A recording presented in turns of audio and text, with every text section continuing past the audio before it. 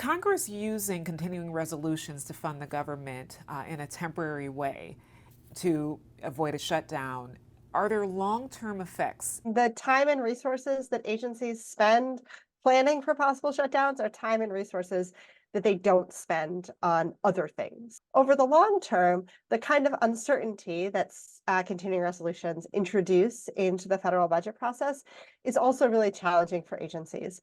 It's really hard to know and to plan for starting new programs, making sure your existing programs are running efficiently if you don't know that you're going to have funding for more than 1 week, 3 weeks, 3 months into the future.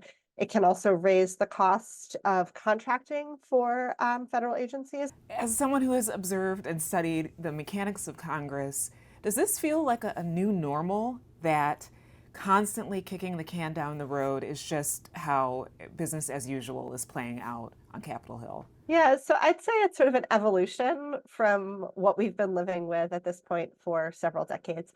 I think what's different about the situation that we find ourselves in this year is that the possibility of a shutdown now, when we had a possible shutdown back in November, when we talked about the possibility of a shutdown before that in September, the sort of cause of those shutdowns wasn't entirely clear. If we look at other recent shutdowns, say the one at the end of 2018 or the one in the fall of 2013, there are really clear single policy issues that were at the heart of those disputes. In 2013, it was about Obamacare.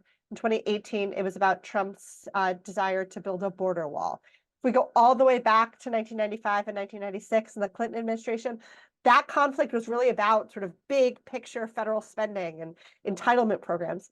This year, we've had a series of threatened shutdowns that are kind of just the result of broader political dysfunction in the US Congress. And I see that as kind of an evolution from where we've been before.